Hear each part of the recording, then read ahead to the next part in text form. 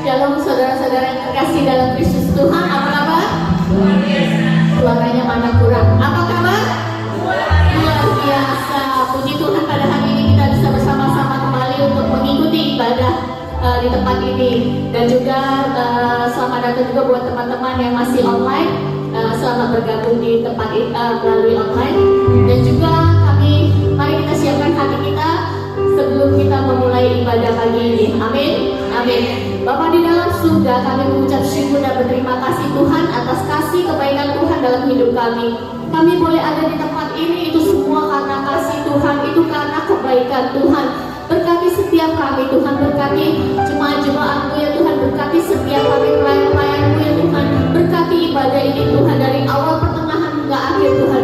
Biarlah setiap kami Tuhan boleh memuji, memuliakan Kau dengan segenap hati kami Tuhan. Ini kerinduan kami Tuhan untuk datang padamu Bapa, untuk datang di tempat ini. Dan kami tahu Tuhan, Kau ada di tempat ini, Kau hadir dimanapun satu dua orang berkumpul. Kami percaya Kau ada di tempat ini Tuhan, Kau hadir Bapa.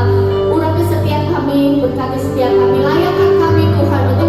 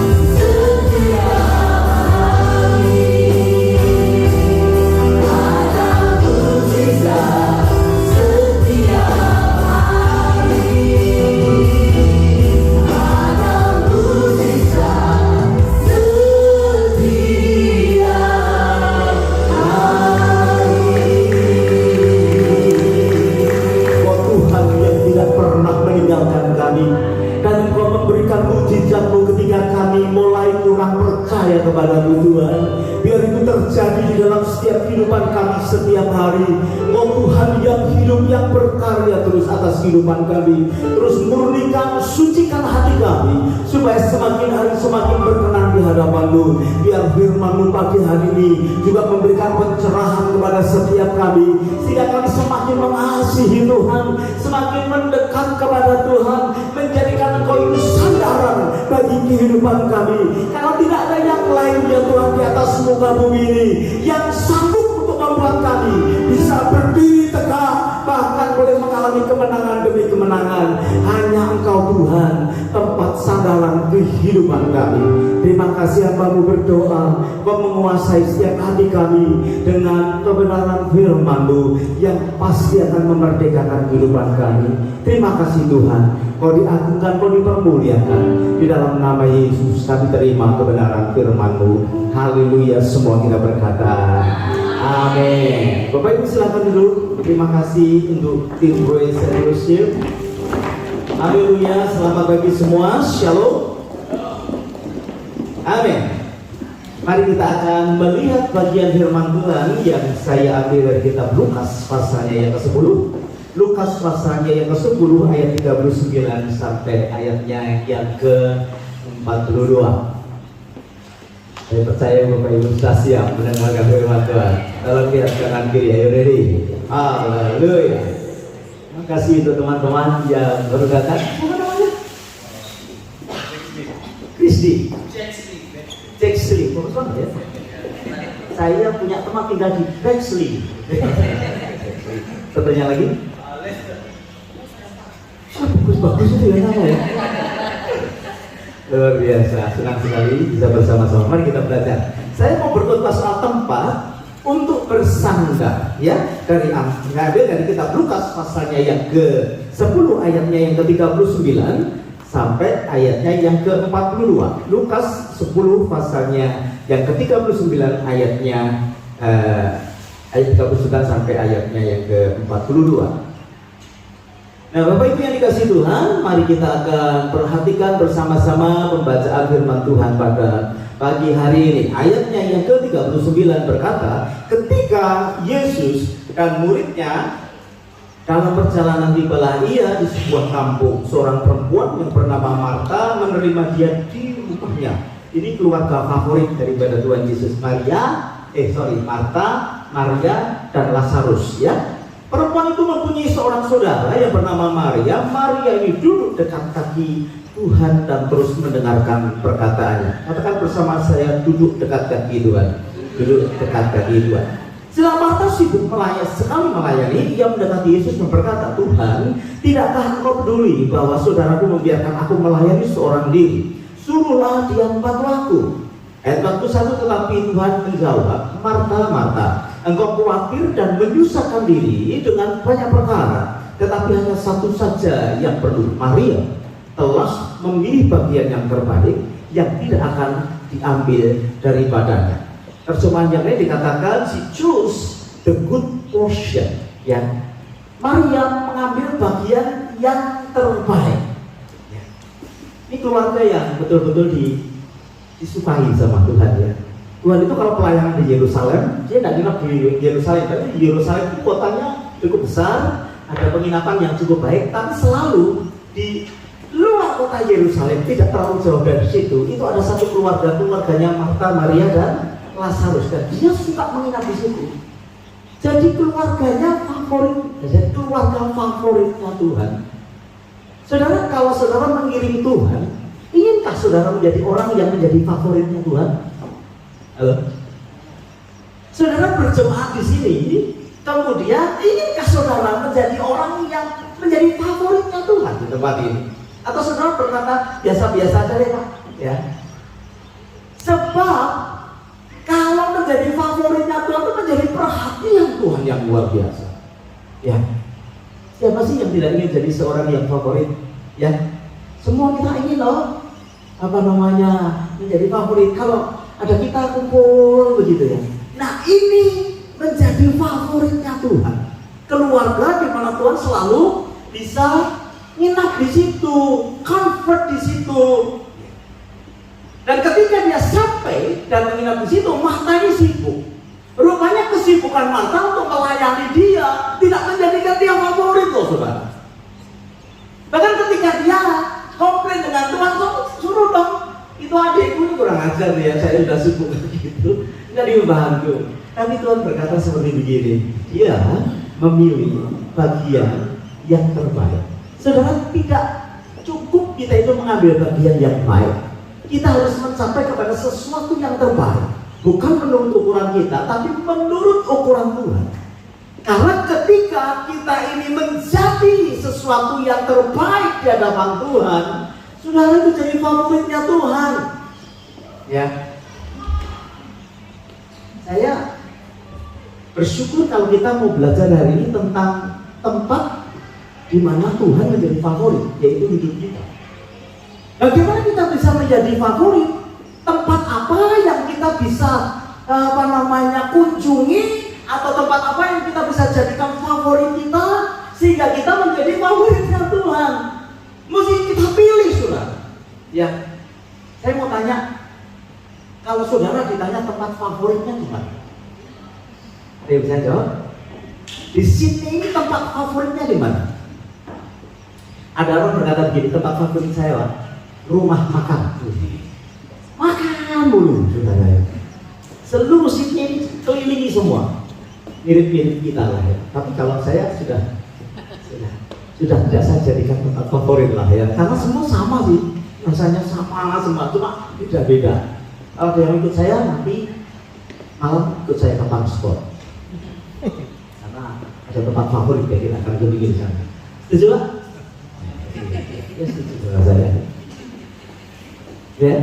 Tempat favorit saudara apa? Apakah tempat favorit saudara itu adalah ruang tamu di mana kita bisa nonton Netflix? Itu tempat favorit. Halo? Apakah tempat saudara yang favorit adalah di belakang setir, kemudian saudara kerja? Itu tempat favorit. Kalau udah di situ lupa istri, lupa anak, lupa apa saja. Tempat favorit di mana kita bekerja atau di belakang komputer? Halo Bapak Ibu. Ataukah tempat favorit saudara itu mall? Artinya tempat favoritnya mall? Gitu kalau diajak ke baktian sulit, kalau diajak ke mall matanya berbinar-binar. Tempat favorit saudara di mana? Karena tempat favorit saudara itu akan menentukan bagaimana saudara menjadi favorit atau tidak di hadapan Tuhan. Atau tempat favorit saudara adalah di pantai, mancing loh. Ya, kalau suruh kerja yang lain nggak mau, tapi kalau suruh mancing jam 1 pagi jalan. Ya. Saudara, saya punya satu pengalaman baru sekali terjadi. Ya, pengalaman kerja mulai jam 1 pagi. Baru sekali dan saya tidak akan ulangi lagi. Karena istri saya baru siap-siap mau tidur, saya siap-siap mau mandi jam 1 pagi. Lalu saya ditanya, kira-kira berani tidak kamu kerja early morning? Early morning itu jam berapa? Saya berkata, pikat orang jam 3 pagi di Palm Beach. Palm Beach itu kira-kira 1 jam dari sini. Nah kalau di Palm Beach, pikat jam 3 pagi kan berarti jam 2 pagi harus jalan. Berarti kan jam 1 pagi harus bangun, harus mandi. Ya, saya berkata ini mah nggak benar, ya. Tapi saya mencoba karena ada orang yang kerjanya pagi. Ya saudara, tidur mereka kerja. Tapi paling tidak saya punya pengalaman. Istri saya siap tidur, saya siap kerja. Apakah hobi kita itu menjadi tempat di mana kita ini menjadi favorit? Bapak Ibu yang dikasih Tuhan, saudara harus memilih. Carilah sesuatu yang favorit, yang membawa keuntungan yang besar di dalam kehidupan kita. Ya. Dan marilah memberikan contoh yang bagus, tempat yang favorit, yaitu duduk di bawah kaki Tuhan. Ini harusnya jadi bagian dari hidup anak Tuhan. Katakan bersama dengan saya, duduk di kaki Yesus adalah tempat kesukaanku. Haleluya.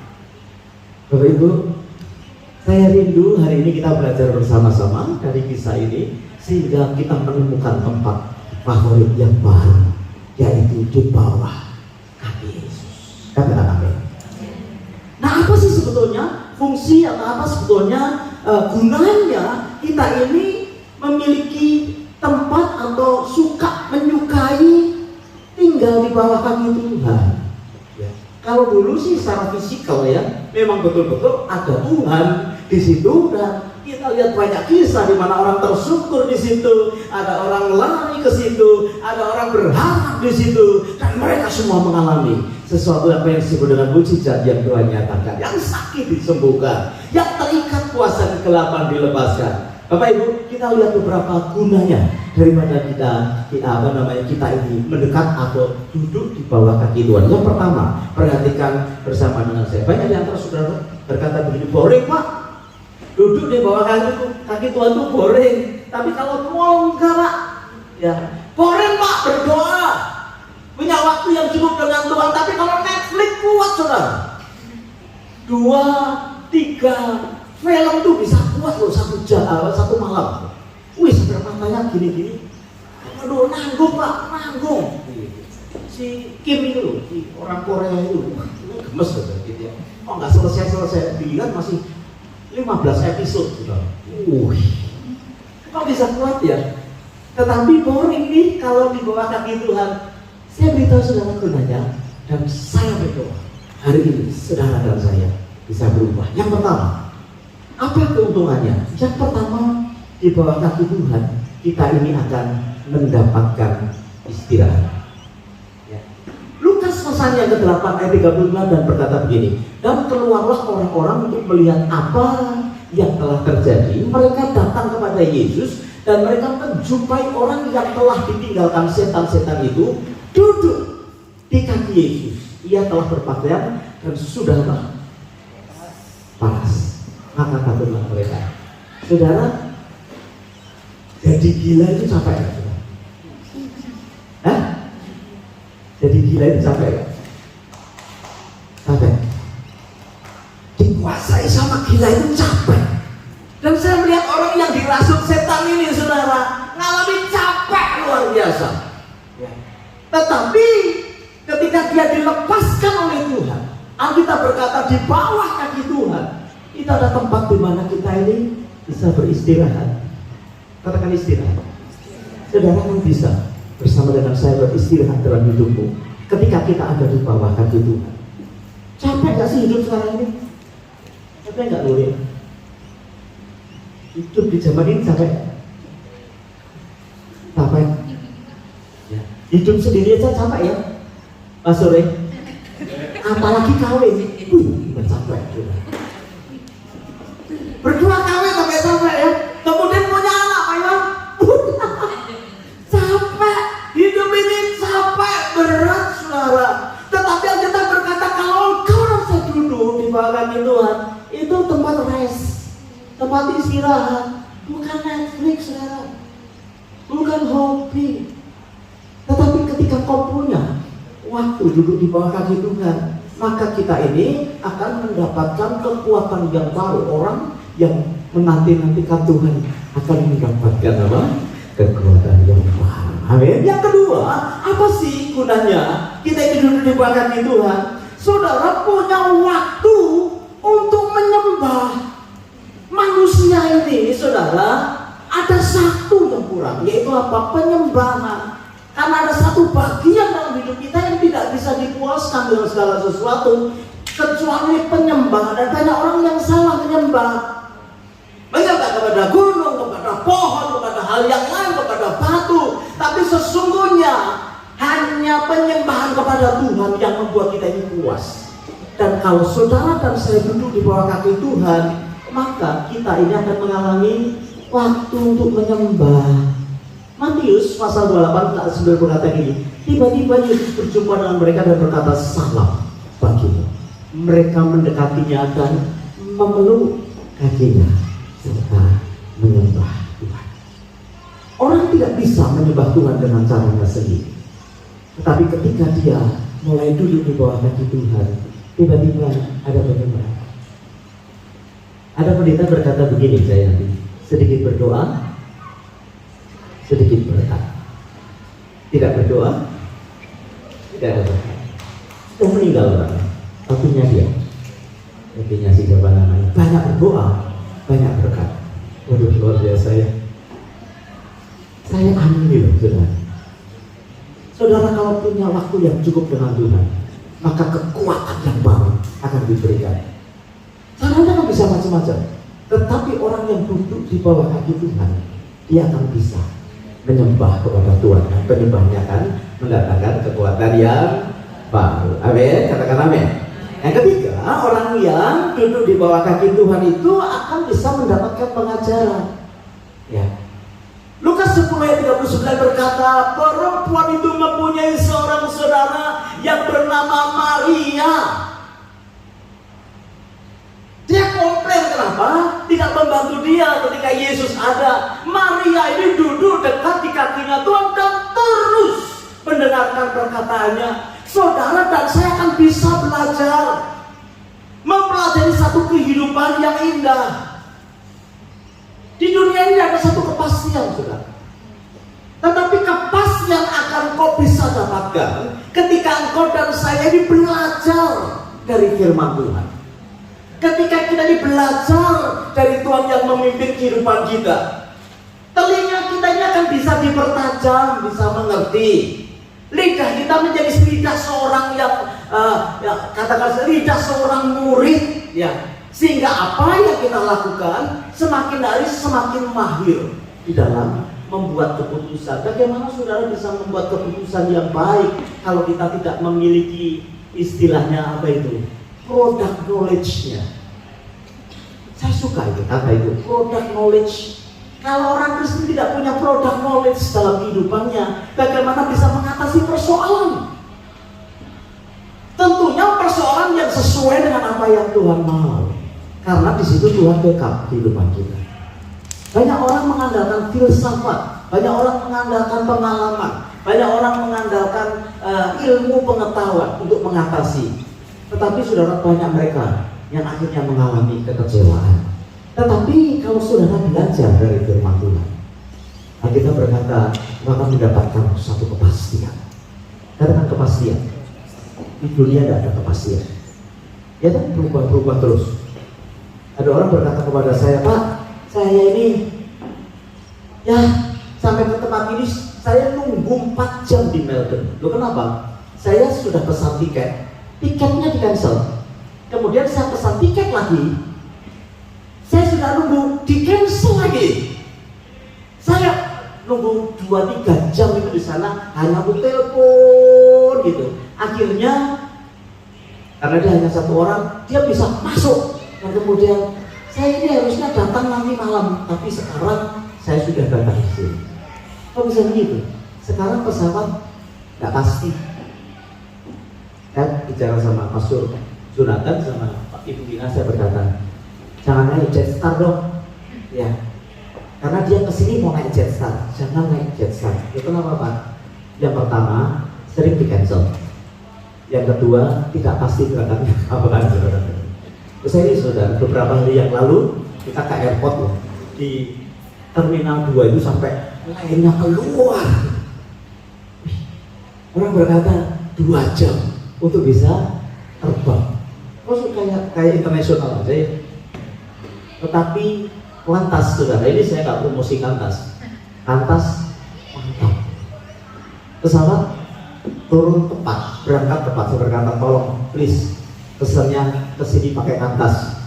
Jangan-jangan kita sudah sampai di retreat saya, dia berkata saya masih di Melbourne repot ya. Tolong kalau bisa pakai kantas dari sebelumnya. Saya berkata begitu. Ada yang pasti. Acara saja nggak ada yang pasti. Iya terus banyak. Udah diharap-harapkan nggak jadi, saudara ya. Sudah di down payment nggak jadi. Maksudnya mau nikah sudah down payment bisa berapa? Nggak pasti, hanya firman Tuhan. Dan saudara dan saya perlu pengajaran. Itu sebabnya duduk di bawah kaki Tuhan itu mendapatkan pengajaran tentang kehidupan, sehingga kita bisa memutuskan yang terbaik dalam hidup kita. Amin.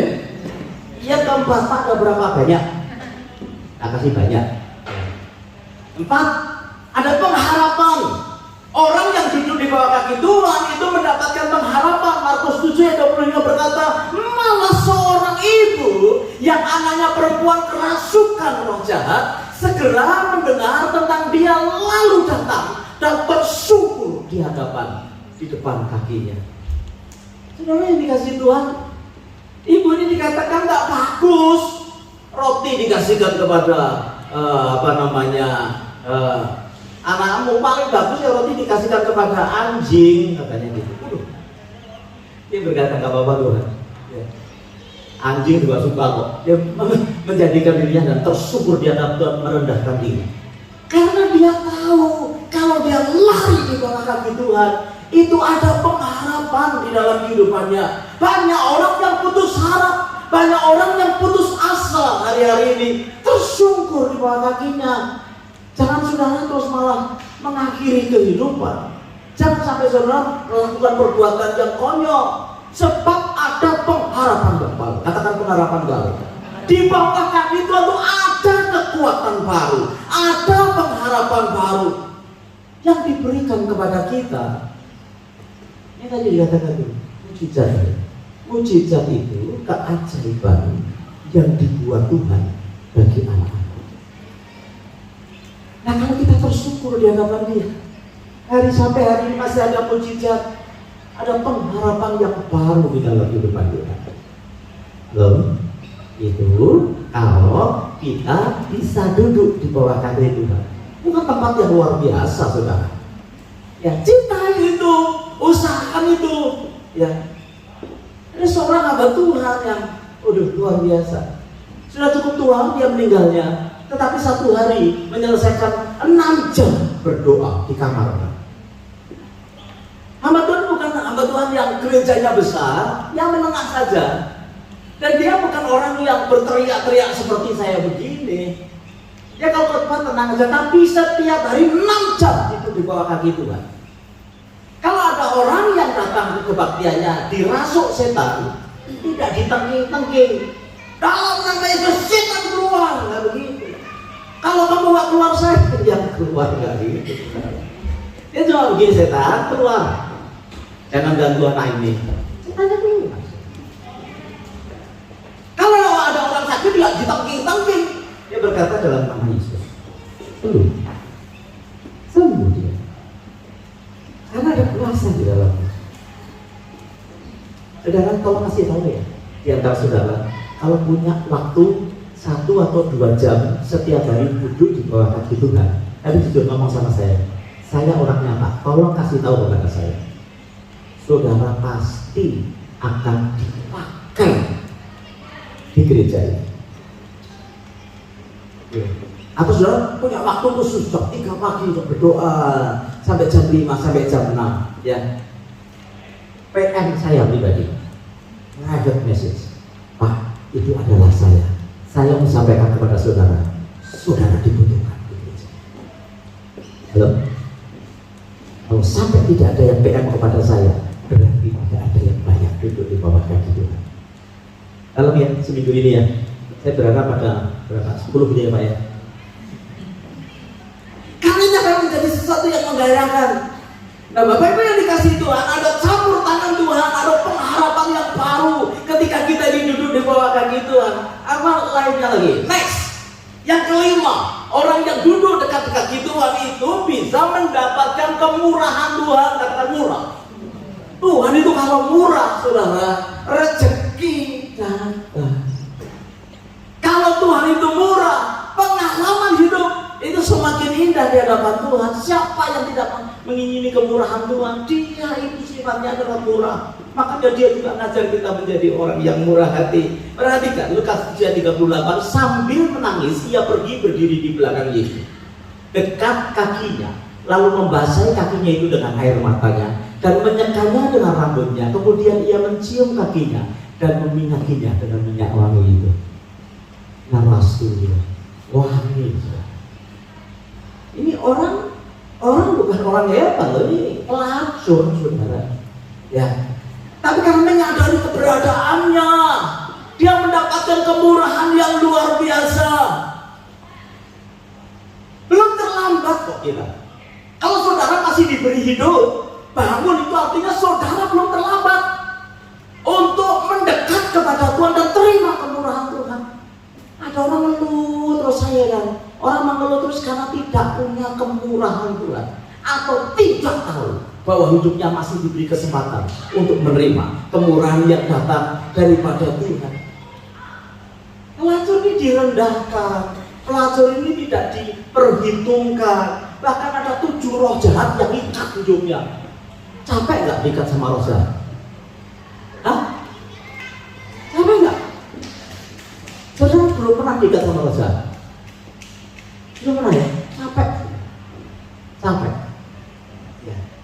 Si wanita ini sudah tidak punya pengharapan lagi, tetapi dia melihat ada Tuhan, ada Yesus yang ada kemurahan di dalamnya. Itu sebabnya ketika dia meminyaki Yesus dengan minyak narwastu, hidupnya dipulihkan. Ada sukacita yang besar, ada kemerdekaan, ada sukacita, ada kegembiraan, ada gairah lagi dalam kehidupan saudara. Kalau kemurahan Tuhan ada dalam hidup kita ini akan kembali hidup, saudara. Hidup kita kembali. Nah, sebelumnya hidup kita ada kita yang gak sadar bahwa kita ini sudah mati, ya.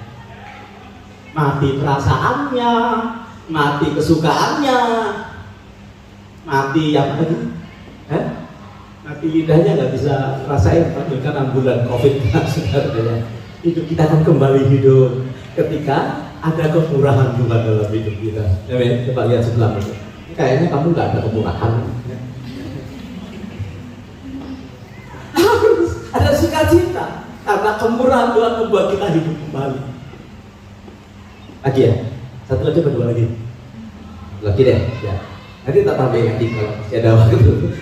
Kayaknya nanti saudara temukan sendiri, tapi saya akan kasih cukup banyak ide sesuatu yang membuat saudara dan saya nanti akan kembali jatuh cinta kepada Tuhan. Dan nanti minta Ibu Ir mendoakan kita sekali supaya jatuh cinta lagi kepada Tuhan.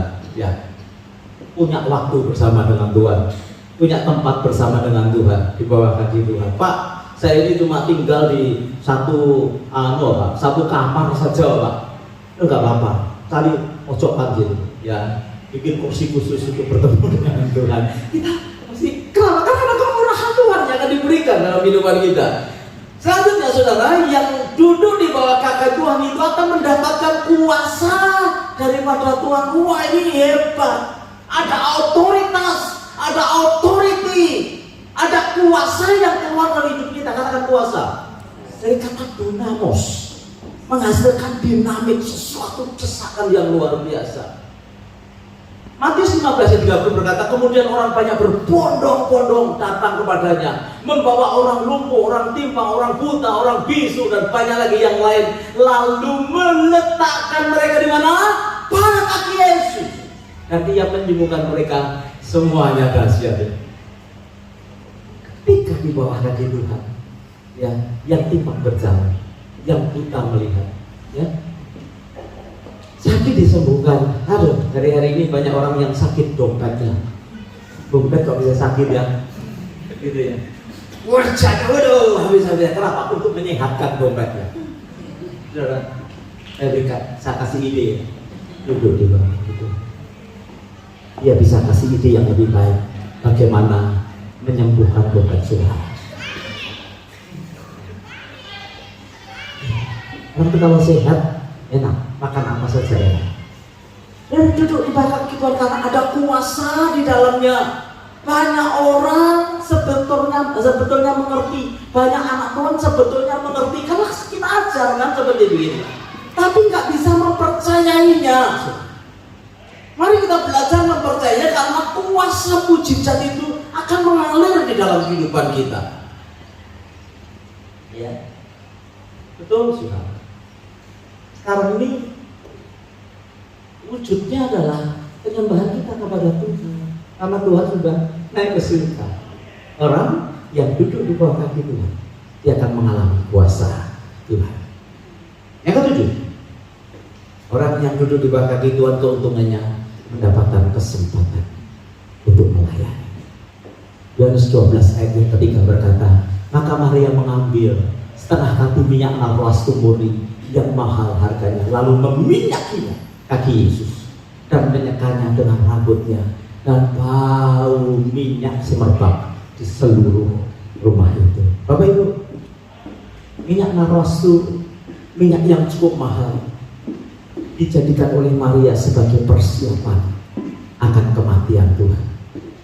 Minggu-minggu ini adalah minggu-minggu Easter. Persiapan bagaimana? Di bawah kaki Tuhan merupakan satu persembahan yang luar biasa, melayani, memulai kita memuliakan nama Tuhan melalui kehidupan kita, melayani pribadi yang sudah mengasihi kehidupan kita itu. By the way, minggu depan kita tidak ada ibadah di tempat ini. Ibadah minggu depan akan diadakan di Pacific Garden di Central Coast. Bagi saudara yang tidak mengikuti acara retreat, dipersilahkan untuk hadir hari Minggu pagi, ibadah jam 9. Saudara harus berangkat dari sini jam 7 pagi, kira-kira 1,5 jam, supaya tidak kehilangan berkat Tuhan. Ya, tapi tolong kasih tahu kepada Pastor Yeni dan juga Ibu Natali supaya dipersiapkan makan, saudara. Bagus ya. Easter kita siapkan makan. Siapa yang bayar? Bayar sendiri-sendiri, karena kita akan orderkan makanan saudara. Ya, supaya kita bisa menikmati acara Easter bersama, kita ada game, sukacita di sana. Saudara, kesempatan untuk kita bisa melayani Tuhan ketika kita ini dulu di bawah kaki Tuhan, memberikan persembahan yang terbaik. Karena saudara mau mulai melayani Tuhan, Dia sudah melayani kita terlebih dahulu. Saudara dan saya akan bisa melayani Tuhan. Terakhir, ya terakhir, apa gunanya kita ini duduk di bawah kaki Tuhan? Yang terakhir, saudara akan mendapatkan kemenangan. Siapa yang mau kalah? Semua kita mau menang, ya toh? Semua kita mau menang. Dalam persoalan kita semua mau menang. Ibrani 2 ayat 8 berkata, segala sesuatu sudah engkau taklukkan di mana? Di bawah kakinya, di bawah kaki Tuhan. Kalau saudara dan saya ada di bawah kaki Tuhan, itu artinya saudara ikut menaklukkan setiap pergumulan kehidupan kita. Saya ingat ya, Alkitab banyak mengajar seperti begini, tapi kita itu tidak punya gairah, tidak punya kesenangan. Ambil ya. Saya berdoa. Saudara bisa paham lagi kenapa kita harus berdoa kepada Tuhan, kenapa kita menyediakan waktu kepada Tuhan. Karena ini loh yang membuat semua persoalan kita takluk di dalam kehidupan kita. Apa yang saat ini saudara sedang hadapi? Saya tutup ya dengan satu kisah rombongan misionari yang melakukan perjalanan di daerah Afrika. Ya. Satu kali mereka masuk ke satu tempat di mana banyak sekali di situ tuh perampok-perampok. Hewan kemarin cerita ada satu tempat di Jakarta itu yang selalu kalau dia ke situ dipalak. Ya kan? Ini sih palak itu cuma kecil ya Pak ya. Neneknya palak itu namanya rampok. Bukan boleh kurang ajar. Saya pernah dipukul Pak. Saya ini SMP. Yang mukul saya SD katanya. Lalu nggak dibalas belakangnya Pak SMA katanya gitu. Dipalak ya. Nah ini rombongan misionari ini dia melayani di Afrika dan saudara di satu tempat yang memang terkenal perampoknya. Dan mereka juga tahu, karena mereka tahu mereka doanya kencang. Gitu. Memang betul hari pertama perampok ini mau mendatangi mereka, tapi mereka nggak berani mendekat karena ada banyak orang berbaju putih dan badannya besar mengelilingi mereka, nggak berani mendekat. Aman hari itu. Hari kedua dia mau merampok lagi, dia lihat orang itu banyak sekali, didampingi atau dikelilingi orang berpakai baju putih yang besar, ya, dan banyak. Dia gagal lagi merampok. Hari yang ketiga dia juga melihat lagi rombongan itu dikelilingi oleh baju putih besar, rame di situ. Siapa itu saudara? Hah? malaikat Tuhan. Di hari yang keempat mereka lihat nggak ada yang jaga. Rampoknya datang, saudara. Ketika rampoknya datang, mereka ketakutan. Ya? Si ketua rampoknya berkata, saya kesini bukan untuk merampok, tapi mau kasih tahu. 3 hari yang lalu, setiap hari saya lihat ada yang mengelilingi baju putih gede-gede. Hari ini kemana?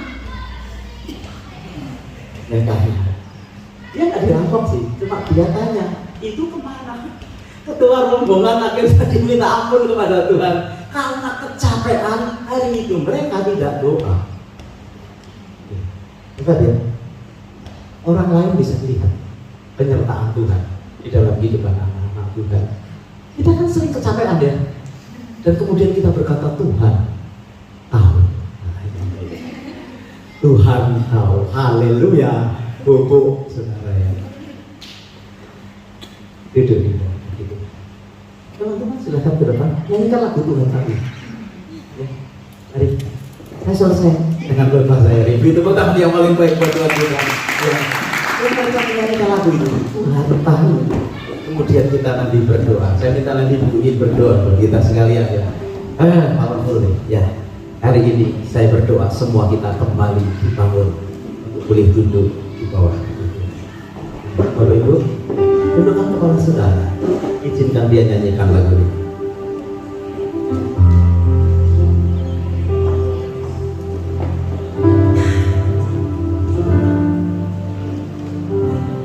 Hatikanlah bunga bakung di ladang, Tuhan hiasi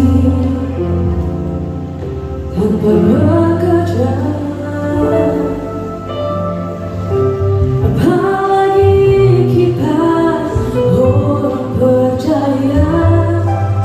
Tuhan pelihara,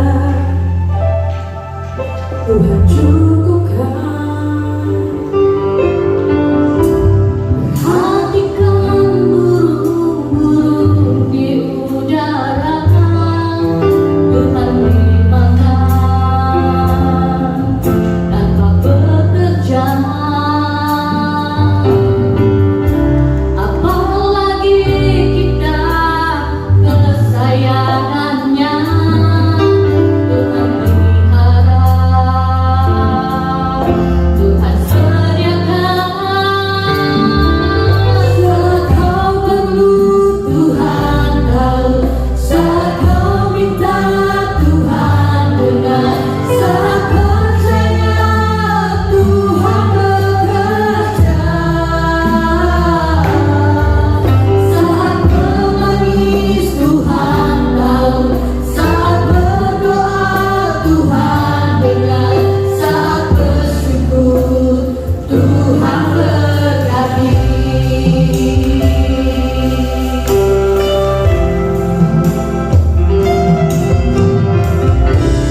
Perhatikanlah bunga bakung di ladang, Tuhan hiasi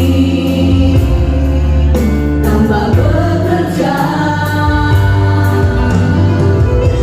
Apalagi kita orang percaya, Tuhan pelihara, Tuhan cukupkan. Perhatikan burung-burung di udara, Tuhan limpahkan tanpa bekerja.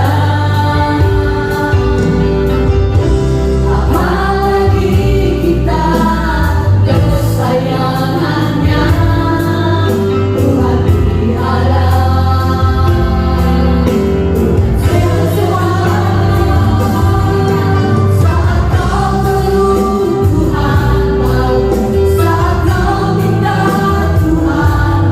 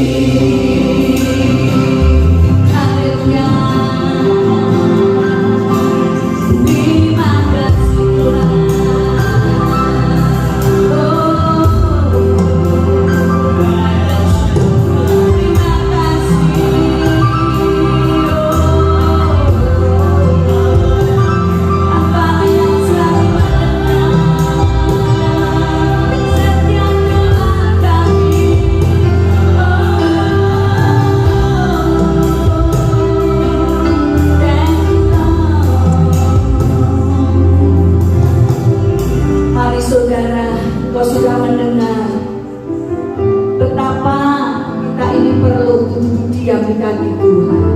Mari kita hampiri Dia, mari kita datang kepada Dia. Ubah setiap favorit, ubah setiap hobi kesukaan kita yang bukan, yang tidak berkenan kepada Tuhan. Kita bisa memilih, saudara. Pilihan itu ada di hidup kita semua. Tetapi firman Tuhan mengajarkan pagi hari ini, tempat yang sungguh-sungguh baik, tempat yang sungguh-sungguh yang Tuhan mau. Pilih. Dia berkata, firman yang mengajar kita pada siang hari ini, marilah kita duduk, memilih duduk diam di kaki Tuhan. Karena kalau kita sungguh-sungguh datang kepada Dia, bukankah tadi dijelaskan dengan jelas sekali, itu tempat rest, istirahat kita. Kalau kita duduk diam di kaki Tuhan, kita bisa memuji dan menyembah Tuhan. Dikatakan tadi ada kekuatan, dan kita mendapat pengajaran-pengajaran karena Tuhan berbicara pada saat kita menyembah, pada saat kita berdoa. Duduk tenang, diam, dan Tuhan berbicara dalam hidupmu dan hidupku. Pilihlah itu, saudara. Dan Dia berkata juga, ada kuasa Tuhan, dan Tuhan akan mengurapimu dan mengurapi hidupmu, dan Tuhan bekerja dengan luar biasa. Dan saya percaya ada jawaban-jawaban yang kau rindukan, yang kau inginkan. Haleluya, terima kasih. Dan bahkan Dia berjanji ada kemenangan demi kemenangan dalam hidup kita. Mari saudara, kita datang kepada Tuhan. Kalau engkau selama ini jauh dari apa yang Tuhan ajarkan pagi ini, tidak cukup waktu untuk engkau duduk diam di kaki Tuhan.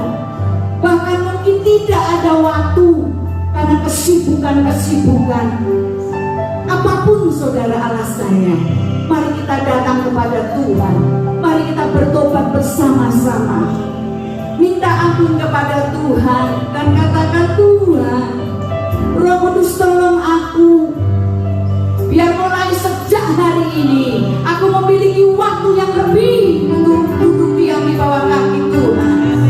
Perbaiki hidup kita semua. Mari saudara, Tuhan tolong aku Tuhan, biar aku memiliki waktu yang cukup buat Engkau Tuhan.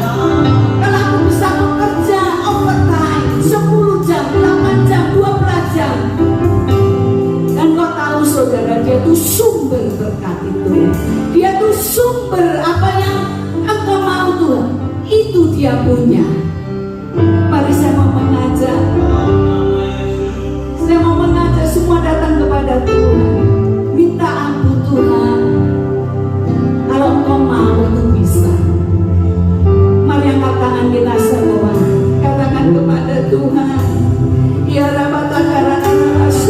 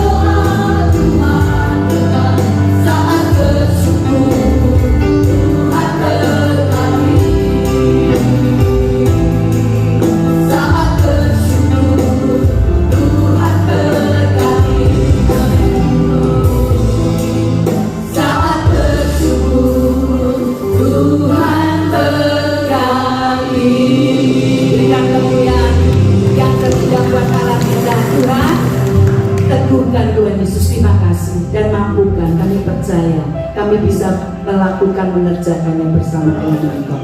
Dengar setiap doa kami, komitmen kami pada siang hari. Dalam nama Tuhan Yesus kami berdoa dan mengucap syukur, semua berkata amin. Silakan duduk.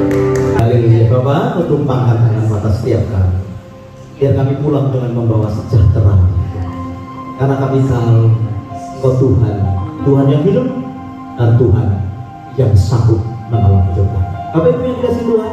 Pulanglah dengan membawa berkat yang besar dari Allah Bapa, cinta kasih dari Tuhan kita Yesus Kristus, dan persekutuan di dalam Roh Kudus menyertai Bapak Ibu Saudara sekalian sekarang bahkan sampai selama-lamanya. Semua kita berkata, amin. Kita yang paling baik, selamat hari Minggu. Tuhan Yesus memberkati.